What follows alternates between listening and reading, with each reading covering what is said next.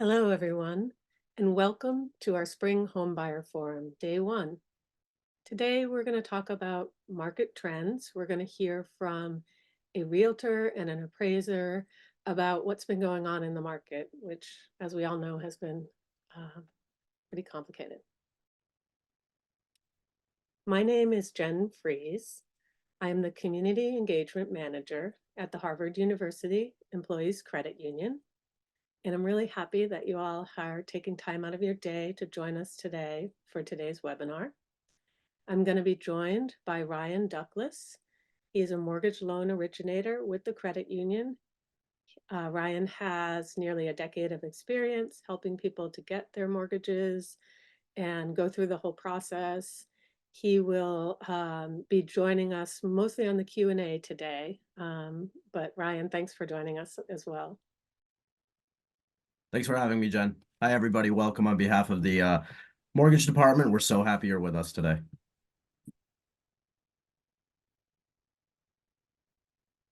Just for you to know a little bit about what to expect today, folks, we have muted everybody. So don't worry, we cannot see you, attendees. We cannot hear you. You can eat your lunch and do what you need to do while you participate in today's webinar. We will be using the Q&A feature to allow people to submit questions. You can submit questions at any time. We're going to mostly save them, though, for the end, just for you to know that. If you don't mind, though, now, while you're thinking of it, go ahead and go into the Q&A feature and let us know where you're joining us from. That's always helpful for us to know a little bit about where people are coming from. And that also lets us know that you know how to use the Q&A. And we do want to let you know that today's webinar is being recorded. You'll be able to watch it later at our YouTube channel. Our handle is myhuecu. So you'll get a link to both the slides and to the recording emailed to you. So you can watch for that. At the end of today's webinar, we are going to ask you to fill out a survey and let us know how we're doing, and just give us feedback. We would love to have your honest feedback about how the webinar is going for you. I see we have some folks from Boston, from Las Vegas, Nevada, headed to Florida. Great. Thanks for taking time out of your day to join us right now. We have New Hampshire in the house and Maine and Miami, Florida, lots of Boston. So thank you. And Concord, wonderful. Glad to have you all here. Just by logging in and being part of today's webinar, you have been entered into a raffle. And if you get an email from me about a raffle prize, it's not spam. You have been chosen at random to win an Amazon Echo Dot or a Ring doorbell or some fabulous HUECU swag or a gift card to Lowe's or to Etsy. And that's our thank you to you for attending our webinar, and we're really happy to have you here. A little bit about the credit union. We are a not-for-profit financial institution. We were founded by and are run by Harvard employees, and we're owned by our members. And what does that mean? It means that we don't have to provide profits to shareholders. We're focused on what our members need, and that allows us to offer some of the best rates and the best services that you can find, because we're just focused on our members, and we do give back to the community in a number of ways. So lots of benefits. You can bank with us from anywhere through our nationwide shared branching program. So branches of other credit unions operate just like our branches, and we of course have online banking as well. So many of you who are on this webinar are already members, we know. If you're not a member, though, we hope that you'll check us out and consider joining. We'd love to have you. Ryan, you want to tell us a little bit about some of the benefits of— Yeah, absolutely. So just right off the bat, guys, coming to the credit union to work with you on your mortgage, Biggest one, personalized service. We're going to work with you. We love making that relationship, getting to know you, getting to know your family, making everything about you in this transaction. It's such a huge part of your life, and in order to do so, it brings us great pleasure. And with that, we have a range of mortgage products. Not one borrower is the same, and we know that. So we offer all different items just to fit your needs. Some of the biggest things is being a first-time home buyer. It's going to be on this next one, the competitive rates and credits that we offer. So we have a discounted rate for first-time home buyers. What we do is we post our rates daily. You can go right to our website, take a look. We will take 1/8% off of that advertised rate for you just for being a first-time home buyer. We also offer a closing cost credit, which is a $500 credit. It comes right out of the bottom line. You will see that, on your loan estimate once you apply with us. And then one of the bigger items that we also offer is low down payment options for first-time homebuyers and other eligible borrowers. We'll be going over this on Friday, so please join us. It's going to be a great and informative day of learning all of those. And then as well as those items, we also have a digital process. Everything can be done online, remotely. We have in-house servicing, so the life of the loan, we will be the one servicing this for you. We'll be your point of contact. Reach out to us with any questions. And then we also have a portfolio lending capability. And, among other things, we just would love to assist you. Thanks so much, Ryan. I do want to let people know a little bit about what to expect today and the other days of the forum. So today, as I mentioned, we are talking about the market trends and rates. And later in the week, we're going to hear from an attorney and a home inspector. We're also just going to go over the home buying process with our mortgage loan officers. That's on Thursday. And then, as Ryan just mentioned, we are going to cover the affordable path to homeownership and some of the new programs, new and existing programs that are available to you if you're a first-time home buyer or you fit other certain categories and can qualify for some assistance with home buying. So those are going to be great. Go ahead. The link is in the chat if you'd like to register for future sessions. And we hope that you can join us for one of those. Today's presenters, we're really pleased to have them with you today. They are some of the best experts in our field at this time.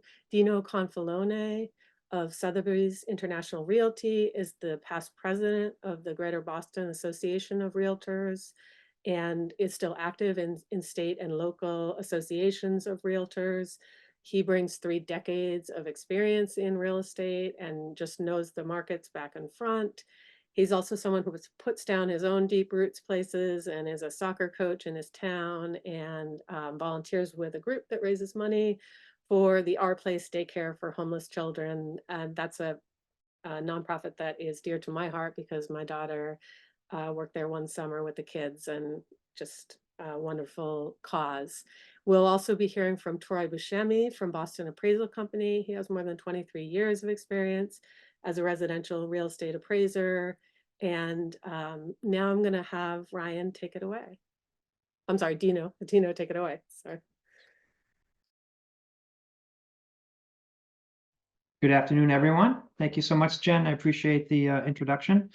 And we'll go from here. So my name is Dino Confalone with Gibson Sotheby's International Realty based out of Cambridge. I've been a realtor for 30 years and have personal experience with the credit union. My first used car loan in '94 was with the credit union. So it's been good to me over the years. So I'm so happy that all you guys are here, talk about the market, and basically just have a team of professionals here that's going to be able to help you get through the process of buying a home. Today, we're going to talk about market trends, interest rates, and pretty much the vibe of what's going on in the market, and looking forward to any the Q&A session at the end. So next slide. Yep, as Jen had mentioned, so I'm very active in the association. I was the president in 2021 for the Greater Boston Realty Board, and you'll see the map as we go down further. 64 cities and towns. That's where we pull a lot of the local data from, and it's a phenomenal organization to be part of. And I'm also a director the national level and the state level, and just, you know, very active. So next slide, please. Where we are, where we were, and where we will be. So that's pretty much what I wanted to talk about first. Then we'll drill down to the market data specific to this area. We'll talk briefly about the home buying timeline, and then we'll hand it off to Troy Buscemi, which is a local appraisal expert that works downtown Boston and surrounding areas. Next slide, please. So overall, this slide has been important over the last few years. We have looked at the timeline going for, I took a snapshot of 50 years here, basically. So I'm 52. And so my first home loan when I bought was just about 7%. And I've just, over the years, I've seen it thing, you know, basically go up and down, progressively further down than we were at the peak. As you can see, we have data from the National Association of Realtors stating that we're just shy of 8% over a 50-year timeline. The historical low was about 2.5%, and that was just after COVID. And a lot of people, including myself, refinanced, and we took advantage of that.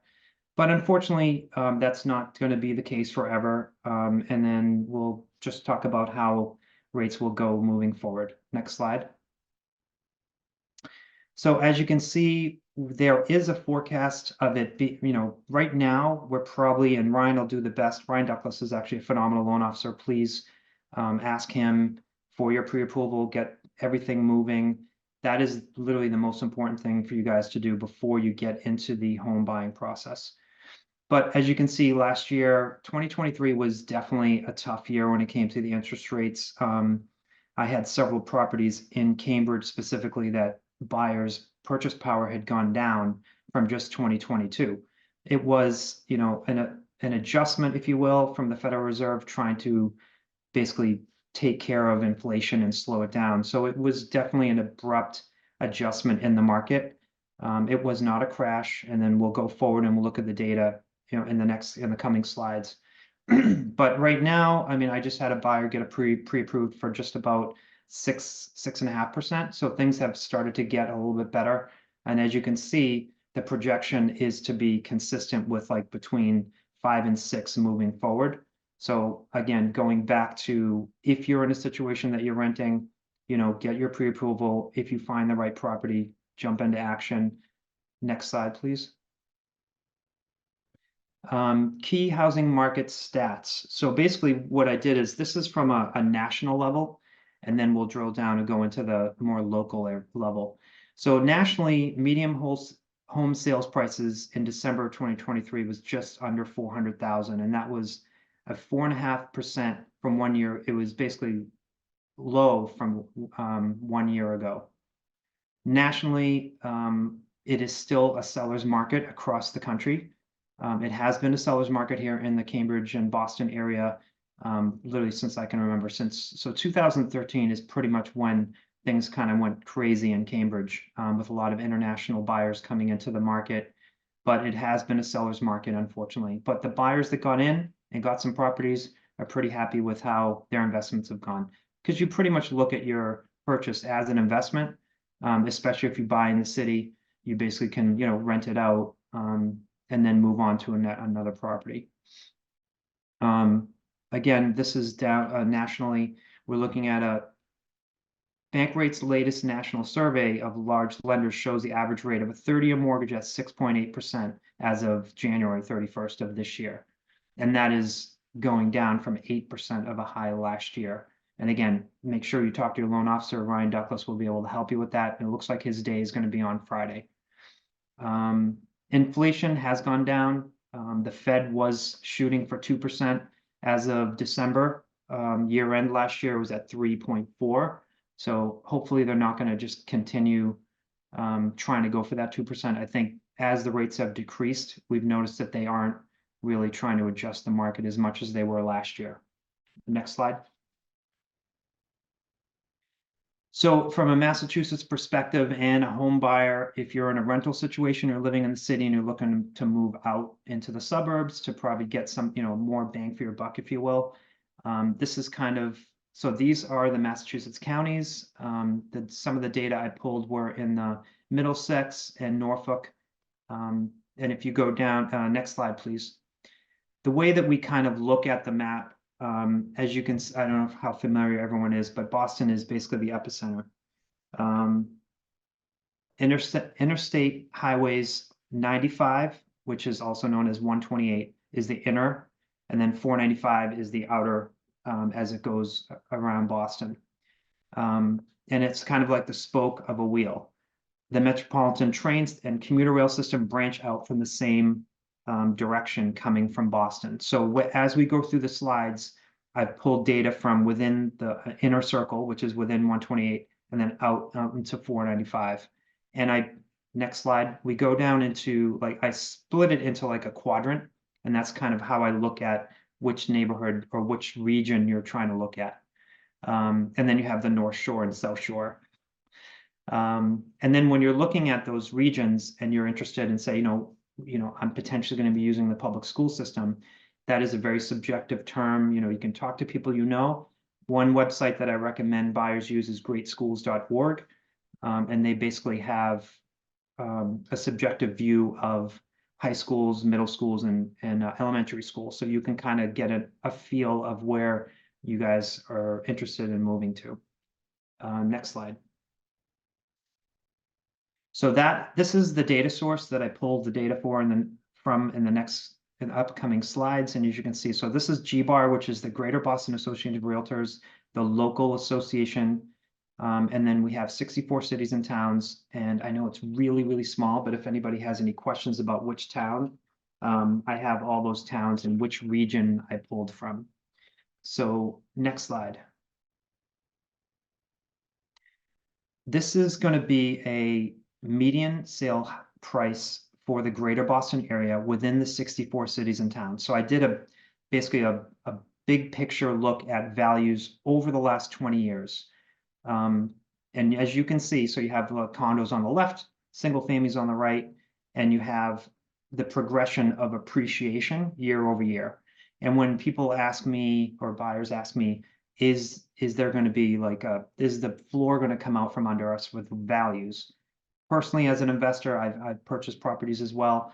I've never seen sales plummet, if you will. And then if you can see, I highlighted 2008, 2009, when we had the financial turmoil situation going on in the world. And as you can see, from a 64 cities and town collective data, we're pretty much consistently going up and not really dropping. I mean, single families dropped a little bit, but then as you can see, as we pulled out of the financial crisis, we continue to march forward with appreciation. It does reflect consistent data increase year over year for the last 20 years. So when I'm asked that question, I defer to this chart and I say, based on where we live, we have education hub of the world, in my opinion, and we have biotech, and we have basically the best industries. Captains of industry are here, and I believe that this is something that's just going to continue on from an appreciation perspective. Next slide, please. So here we are with data pull year over year as of end of year, December 2023. On the left, we have single families. On the right, we have condos, because pretty much that's the residential purchase that you're going to make, whether or not, if you're going to decide to go down the investment road and pull and purchase like a 2 or 3 or 4 family, that is not part of this data. I've specifically focused on single family and condos. So when you're thinking of going back to that map and you're within the Boston area, it's more likely that you're going to be able to afford to live in the city and pay for a condo versus a single family, which is a freestanding property that basically has no properties adjusted or attached to it. And as you can see, this is the Metro Boston area. And this basically includes towns like, Boston proper, Brookline, Cambridge. Then you go out to Dedham. It has Revere and Watertown. So that single family price point you can expect under $1 million if you're going to have a freestanding single family. On the condo side, you can see the median sales price is $750. On on average, you can pretty much see that it's consistent when it comes to the days on market within a 30-day time frame.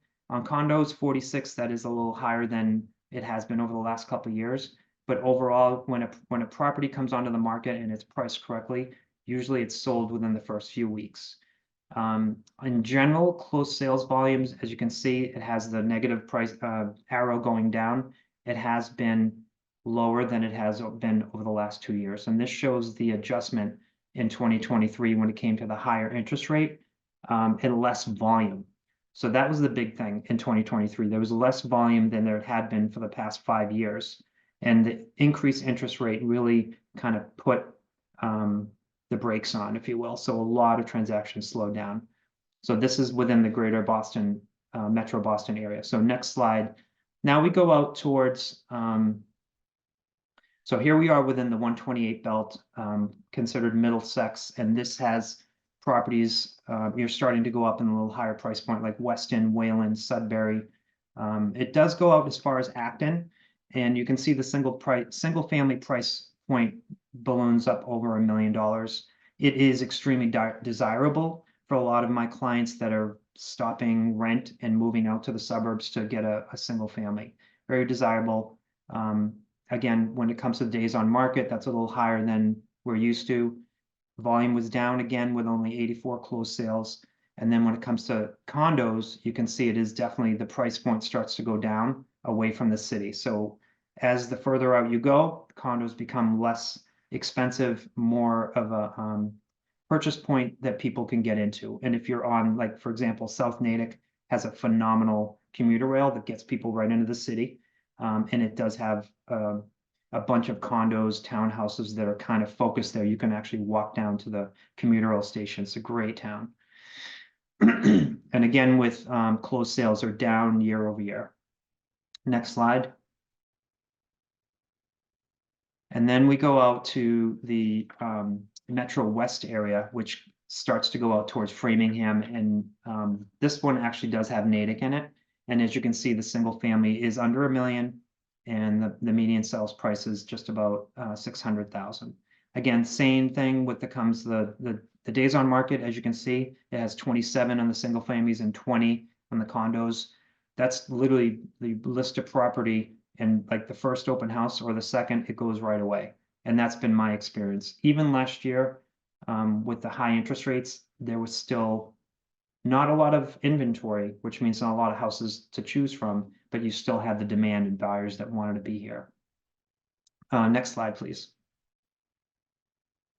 So a prediction. So when you look at what people have been talking about the last year, if you will, there was a lot of talk about potentially a recession in 2024, and each person here on this call has their own experience and how they're feeling the market is. I can't tell you what you think is going to happen, but I personally feel like, being an investor here in the Boston area over the last 30 plus years, we are going to get through this. It's going to be okay.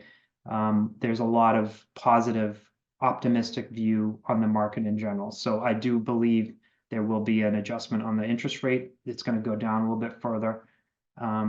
It's still going to be hard to find properties. Sellers are still kind of hesitant to put their properties on the market. And that's something myself, a realtor, and other realtors have had difficulty convincing sellers to sell. And that hurts the buyers when they're trying to get out of rental. There's just not enough to choose from. Next slide. So we're going to go into a quick home buyer timeline. And the number one thing, ask Ryan for your pre-approval. You're going to need your last 2 years of tax statements. You're going to need last 2 months of bank statements, pay stubs, stuff like that. Once you're in there, you get into the market, you're working with a professional realtor, and you basically are starting to look at properties. Make sure you hire a buyer agent. And then from that point, you go through the process. And this is pretty much a big picture of what the process will look like. Most likely, it'll take you about 30 to 45 days to buy a house, and that's something to be aware of. So if your lease ends June 30th, backtrack and start, get your pre-approval right now. This is like literally the best time to do it, and get into the market. You're probably not going to get the first property you go for, but just have patience and you'll get through it. Then you have an inspection. And then once your due diligence phase goes through, there's a lot more detail. A buyer agent or myself can help you understand the process of going through the due diligence phase before you get to the actual contract, which is called the purchase and sale agreement. Once the purchase and sale agreement happens, that's restating all the terms from prior, then you are basically going to be able to submit your mortgage application with the credit union, and that triggers an appraisal. And so what that happens is, this is basically a team.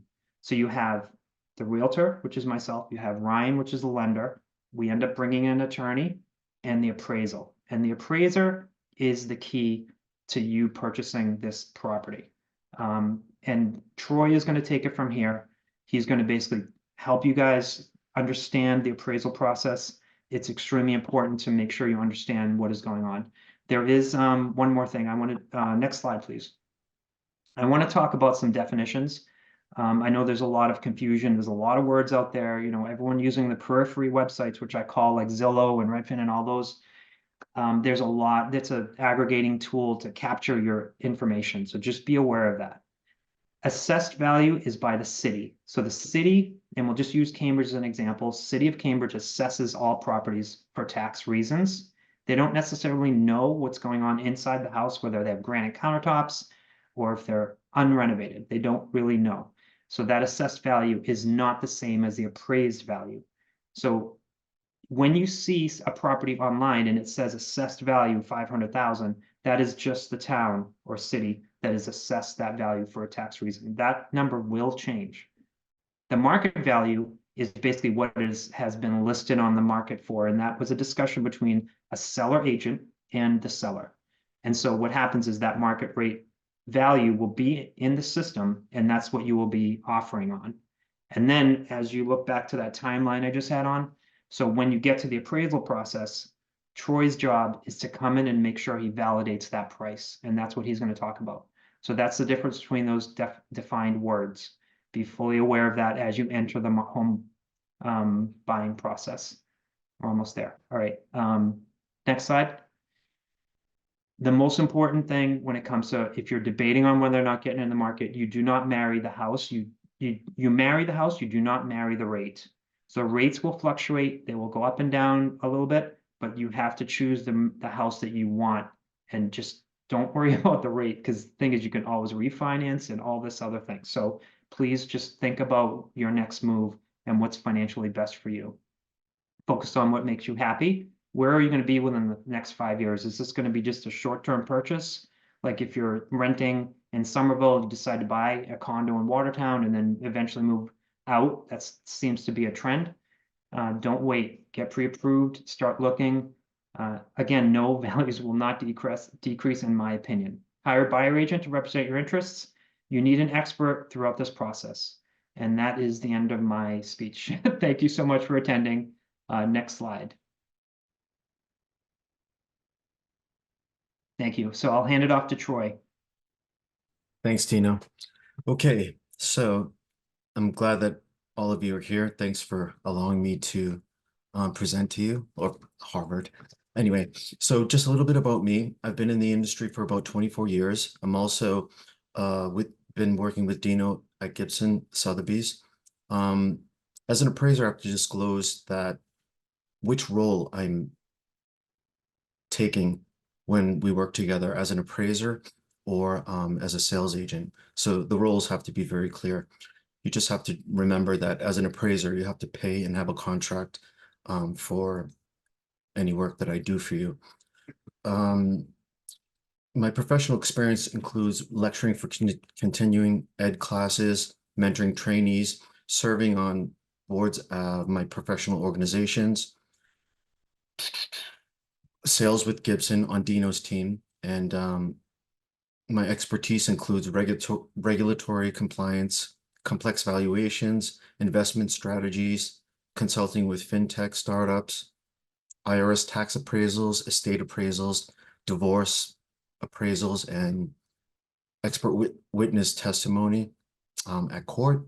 And my predominant client base is for private wealth management, local and national lenders, credit unions, the city of Boston, and for Fannie Mae, you know, the industry leader in loans. So I cover all of Eastern Massachusetts for these clients, and I'm an expert in many cities. It's a lot of work and a lot of traveling sometimes. But anyway, so I'm committed to the real estate industry. I like it a lot. And that's it for that. Next slide, please. We're highly regulated as an industry from the United States Congress through pretty much all of the financial, federal financial institutions. There's something called the Appraisal Foundation, which is overseen by Congress. And then you have industry leaders and banks like Fannie Mae, Freddie Mac, the IRS, depending on what sort of appraisal you need to have. So as an appraiser, impartial, unbiased, and fact-based opinions of market value is pretty much all that we do. There are specialized appraisals that you can have done, but in general, market value is what an appraiser does. Next slide, please. So the role of the appraiser in the mortgage process, whether you're buying, refinancing, or selling, pretty much is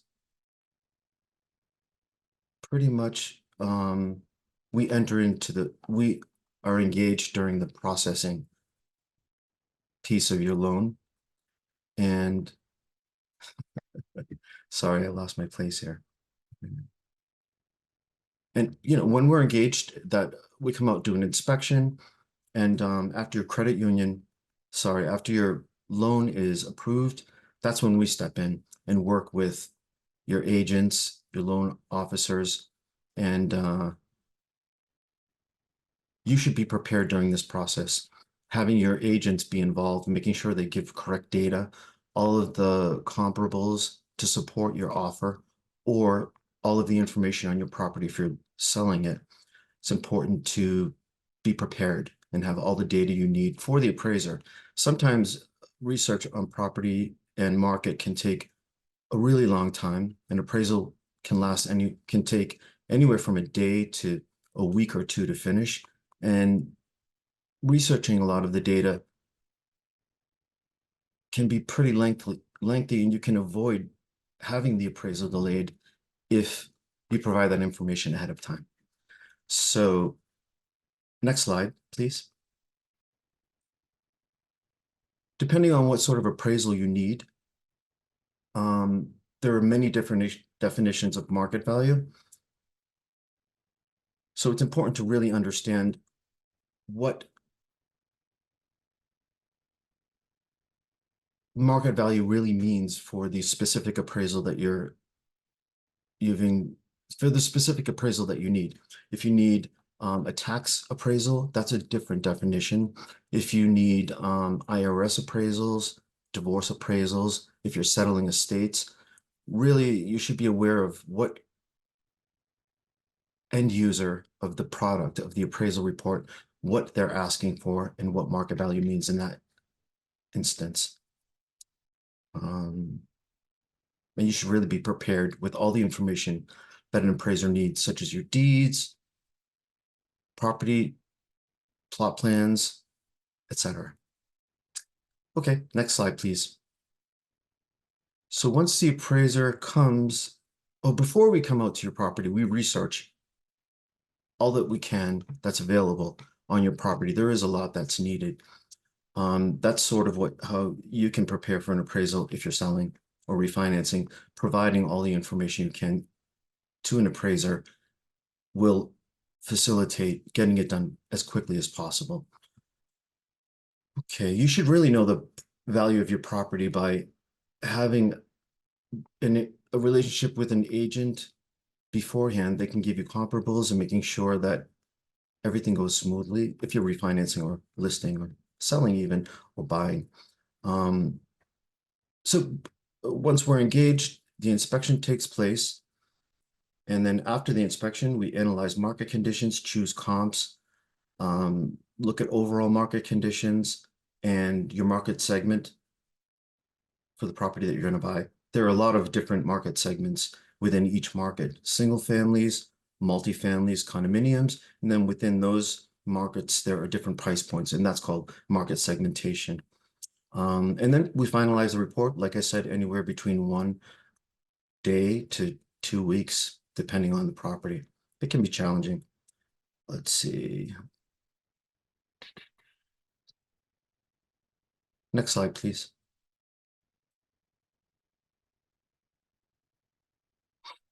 So once the inspection is scheduled, you should be as prepared as possible. And you have to trust the professionals that you have a relationship with, providing data when you present an offer, or making sure that all of the information and data that supports the value for listing, buying, refinancing, it should all be given up front. And you should have that data before you start the process as much as you can. And of course, the relationships you have with loan officers and your agents are critical to make sure you do it the right way and there are no bumps in the process. Okay, let's see. Just allow the professionals that you choose to work on your behalf. Let us do our job, and trust in the process. Choosing the best professionals really is important, especially in real estate. Okay, let me just make sure I covered everything there. The agent really is the quarterback in all of your transactions, buying and selling, and refinancing, because they'll be giving you market data to tell you what your house is worth. You should know its worth as on a daily basis, or whenever you need to take a look. The agents that you work with can put you on an automated list so you can see what sells in your neighborhood and what is comparable and coming on the market. So you have a realistic idea of what your property is worth in comparison to what's sold or what is on the market at any point in time. Next slide, please. Some issues can arise during the loan process, so you really should be prepared by providing all the data, and your agents will help you. Your loan officers can also help. If you don't provide data, for instance, I did an appraisal in Harvard Square recently, and it took a long time to go through public records in the registry to find deeds. The property was listed with parking, but it didn't have parking, and nobody seemed to catch that until I got involved and did the research. And it sold ultimately. There was no parking deeded. The owner didn't own the parking space and had to be taken off the market. The offer rescinded, the deal fell apart, and it ultimately sold for much less. So it's critical to make sure you have all of your deeds and the information that's necessary for listing, buying, selling, and for the appraiser when they come, and your loan officer too. Like I said, allow the professionals to work on your behalf, and treat your property like an asset, and make sure that you have all the professionals that you need to keep your asset in the best condition to sell. In case there's an emergency, you need to move for work or whatever reason it could be. Make sure you have electricians, contractors, plumbers, real estate agents, an appraiser if you can, in case there's an emergency, you need to know what your property is worth around tax time. And let's see, make sure that you maintain your property on a yearly basis, schedule, small maintenance, appliance maintenance, system maintenance. Make sure it's done at least once a year, and keep your property in very good condition. So let's see, I think that's it. Thanks for listening to me. I hope that was a little helpful. And I think now we'll take some Q&As. Thank you so much, Troy. We appreciate you. Pleasure. We did want to just mention some of the elements of a strong offer. Obviously, it's going to be up to you what you can do in an offer and what makes sense. These are just some of the things that can make your offer stand out if you're competing with other people, such as a large deposit check, having your qualification letter ready so that they know that you have the financing available. If you can have a flexible closing date, you might talk with your realtor about an escalation clause. The seller may ask for a rent back, you know, the seller may ask to stay in the property for a couple months and pay rent. So those are all things to kind of just keep in mind. It's a great idea to do your homework. Um, Actually, Ryan, do you want to join us and talk a little bit about this? Sure thing. Thanks, John. Yeah, so do your homework. As Dino mentioned, the first kind of starting point in this whole process is working on that pre-qualification and your pre-approval with your lender. Invest time in learning the market, figure out which market you want to live in, make that kind of your area, get to learn it, and go from there. You got to be flexible with your mindset. No property is perfect. So it is, it is a trade-off, but it's a good trade-off, believe me. Um, you can improve the condition of the house, but not the location. You hear it all the time, location, location, location. Houses can have plenty of work done to them to get back up, to speed into your likings and specifications. Um, there's potential rental income, for you if you want to do a two-family, and then there's condominiums as you do enter the market as a first-time home buyer. Just stay positive. You will find the right home that works best for you. Thanks, Ryan. So if our panelists can join us back on camera now, we're going to answer some of the questions that we received both ahead of time and during the webinar. If you have a question, if you can go ahead and type it into the Q&A, and we will try to get to as many as we can. My first question is for Dino. We were wondering, what is the best way to find a realtor? And in particular, you mentioned having a buyer's agent. How do I know my realtor is a buyer's agent? So, relationships. So you basically, to define agency is you have a seller's agent and a buyer's agent. So basically it's one or the other. If you are entering the market and just say hypothetically you're renting and you're interested in getting into the home buying process, get aligned with Ryan right away. A lot of people that go to the lender end up asking the lender for a referral. Referrals are phenomenal. I mean, it's like someone that you trust that has worked with this person before. So that's really important to, start those conversations early with the banking relationship you have. The Zillows and Redfins, those periphery websites, those are all lead capture systems. So when you see 123 Main Street in Cambridge on Zillow and you clicked ask for more information, that isn't necessarily the agent that represents the seller.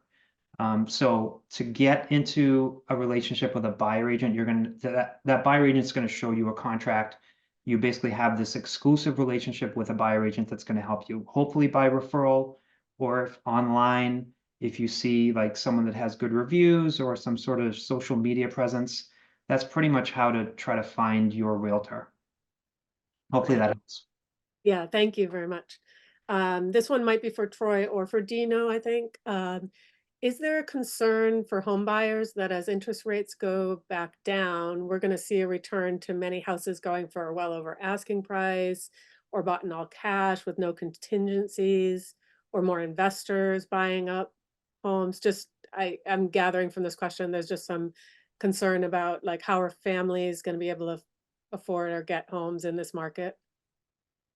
I think it really depends on your market segment. Depends on what sort of property you're buying. In some markets, yes. In some markets, no. Depends on the city. But there is a lack of inventory right now, and it's been that way for about a year. But you got to stay positive, and you will find something, hopefully. You will find something, and it depends. Don't look at overall statistics or median sale prices. Really just focus on what you can afford, what's in that market segment, and don't stay limited to one area or one town. You really have to broaden your scope of where you're looking, and that's it. Yeah. Thank you, Troy. That was perfect. We had a couple questions about where the credit union lends. That one of the questions is, does HUECU provide mortgages for DC? So, and then some other folks were asking, can you say where our geographic area is? So Ryan, can you? Yep, sure thing. So currently all 6 New England states and Florida. So we have 7 states that we can lend in. DC at the moment, unfortunately, no. High demand for that area, though. A lot of alumni, a lot of Harvard affiliates in that area. So hopefully in the future, please just continue to reach back out and check in with us. So hopefully we do expand that way soon. Great, thank you. Dino, one of the attendees said that you mentioned the need for pre-approval for renters, but is it not the case that if someone is selling a home, they're not a first-time home buyer, is it still a good idea for them to get pre-approval? How does the approval work if you haven't sold your current home yet? So that could be Dino or Ryan might answer this. I can take this one, Dino, if that's. Yeah, sure. Yeah, so you could work this kind of one or two ways. So if you're looking to be pre-approved while currently owning a home, you can either be pre-qualified to purchase a home while retaining the previous property. So again, these are conversations you'd have to reach out to us. You'd have to kind of qualify all the expenses at the other property, any other outstanding debt, and then the projected expenses for your new property. Or, if you are planning to use the funds from the net proceeds of the sale of that property, we can do so. What we'll do is we'll kind of disregard the debt on that property as long as it's flagged for sale. We will have to make that pre-approval kind of dependent. There'll be kind of a note on there that this is, hey, the funds for the down payment are dependent upon the sale of 123 Main Street. So definitely a good idea to be pre-approved, though, if that's what you're looking to do. We do see a lot of, as I'm sure Dino and Troy see as well, just a lot of trading up. If you're looking to kind of sell property, get into a larger one or something that fits your lifestyle better. So we do see these types of transactions pretty frequently, especially in this market. Thank you, Ryan. Okay. Is it wise for a parent to co-sign a loan for their child? Ryan, I think maybe you can grab it. I'll do this one again. No problem. It depends. So couple things keep in mind. It can absolutely help your it can help your child qualify to purchase a property if you're a strong borrower, especially somebody that's not as strong as a borrower. You will be on that as a co-owner, though, on the loan note. So keep that in mind. And with that, we'll have to qualify you as that non-occupant co-borrower. So any debts you currently have, we'll need to include those as well, with the projected kind of debts of the new property and then the main applicant's debts as well. So again, conversation for a loan officer. There's 4 of us at the credit union. Reach out to us. We're happy to weigh these options and work you through it. Thank you. Yeah, later on we'll give you those links about how to reach our mortgage loan. Perfect. Dino, what is an escalation clause? An escalation clause is basically a tool to help you get your offer to be more competitive. And so an example is a property is listed at $500,000. You make an offer for 500 with the max being 575 in $2,000 increments. It's interesting from a legal perspective. A lot of my attorneys don't like it. Some real estate firms don't want to accept escalation clauses, but it has this vague, well, they try to be when a buyer agent writes the escalation clause, it basically says you're committed, the list price is 500, I'm offering 575, but only like $1,000 more than the last highest offer, and they have to provide that as verification. So there's a lot of potential for some weird stuff to happen. So it's definitely something that agents use. You can investigate it, you can talk to your agent about it, but just be very cautious with it. That's the only way to describe it. And I'm sure Ryan has seen those in offers. Sometimes it does make me uncomfortable. And I'll leave it at that. So yeah, talk with your agent about that. Given the current state of the market and home sales, is the idea of purchasing a piece of land and building a house more cost effective and smarter as far as the options that are available to a buyer? So I'm going to actually defer to Troy because he has a lot in Charlestown right now that he has held on to for almost a year. And then this morning it fell apart. So it's extremely difficult to align everything, and general contractors have gone like 500,000% above what they were just pre-COVID. Troy, do you just want to talk about that lot in Charlestown real quick? Because it's really challenging. You're on mute. So I'm actually an expert in investments, and buying a piece of land is sort of an investment, but you really have to have carrying costs. So it could take up to a year or two, 3 in the case of my land sale in Charlestown. And you have to go through the zoning approval process. It's a huge, long process. Meanwhile, you're paying for the land and losing money on interest. So I recommend letting, if you want to buy new construction, I would buy it from a developer. If you want to buy land and do that, you really have to have a lot of experience because you're competing with other developers and it's impossible. They have 50 years experience. They actually know how many nails they use when they build a house because they're buying it out of pocket. So there's a lot of risk involved. I suggest not, but if you want to take the leap, hire the best professionals that you can. Always have a real estate agent to tell you exactly what the market is. Don't over improve it. Don't plate it in gold. You have to really just have a lot of experience. But your loan officer should be another starting point where the risk is, what you can afford, how long it will take. They have a lot of experience in that too. So it's risky, but it might be for you. Just hire professionals to guide you. Yeah, I think it really probably depends on also where you're asking that question from. I have the experience of buying a piece of land and building a house on it up in New Hampshire. And although it was a very challenging process, it was a wonderful process. And we came up with a house that we were really happy with in the end. Meanwhile, in my house in Cambridge, when I just wanted to put some windows in, the city ended up actually turning down our application because we needed to hire an architect and we just didn't do it in time. We like missed the window, like we have to go back because it's a change within a certain number of square feet of our neighbors, and everything is very highly regulated in the city. So it depends on where you're doing it, I would expect. And I think if folks are calling in from a more rural area, that's probably more feasible, right? If you know a builder, someone you trust, or an architect, you could probably make that happen. One of our attendees is celebrating almost 2 years at her job, and her husband has been 5 years. Can we start looking now? Yeah, well, you can absolutely be pre-approved, so you can start the shop with Dino. Give him a call, give me a call. You're more than qualified. You can proceed. Great.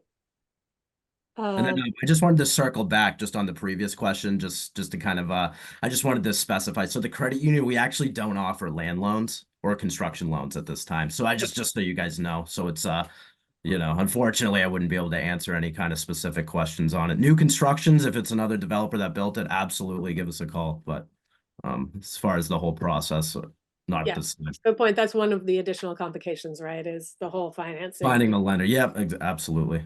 It's a whole different animal. Yeah. Ryan, also, could you speak to folks who are looking to apply, who have been working as independent contractors? They have their 1099s. This particular question comes from somewhere where their partner does have a W-2, but they get 1099s. Okay, yeah, sure thing. We can use a combination of the two. So we'll use the past 2 years of your partner's W-2s and then the past 2 years of your federal tax returns, just to kind of verify that. There might be some additional documentation as we get, through. But just for the kind of the initial starting point, that's what we're going to review. Great, thank you. I think those are the questions that we have. If you have another question, go ahead and throw it into the chat. We can answer a couple more as we go along. I did want to let you know that the credit union's home financing team is available to help you. Also, Terrence, could you throw Dino's contact information into the chat again, please? This is our home mortgage team. Lots of experience, just decades of experience here in front of you, and folks who are focused on helping you, achieve your goals in home buying. Daisy is also fluent in Spanish, so if that's something you're looking for, go ahead and reach out, please. And we're going to put into the chat as well or have put in the chat the how to reach our mortgage department. So go ahead and click that link and get started on that, because that pre-qualification is the first step. This is where you're going to go for information on our mortgages. And it has our current rates and all that stuff as well. You will get a link to complete a survey, or you can just go directly to the link in the chat to complete a survey and give us some honest feedback about how we did today and what we could do better. We hope that we can see you tomorrow. Tomorrow, we're going to hear from an attorney and a home inspector. And I know before I bought my first home, I did not know there was a difference between an appraiser and a home inspector. So if you also are wondering what the difference is, please come and join us and you'll hear more about that. Of course, we need to let you know that none of this is individual tax, legal, or investment advice. Reach out to one of the professionals here if you want specific information, or your own professional if you want advice on your specific situation, and we are happy to do that. Please do keep in touch with us. This is how you can reach the credit union. And again, our YouTube channel is My HUECU, and all of this will be on there as well. You will be getting an email with the information for all the panelists on this chat, because I see that that's another question that's come in. And other than that, I just want to thank our panelists, thank all of you for joining us for the first day of our Home Buyer Forum. We hope that you come back and have a wonderful rest of your day. Thank you, everyone. Thank you. Thank you, Dino and Bye. Troy, for joining us. Thanks, John. Thank you. Bye-bye, everyone.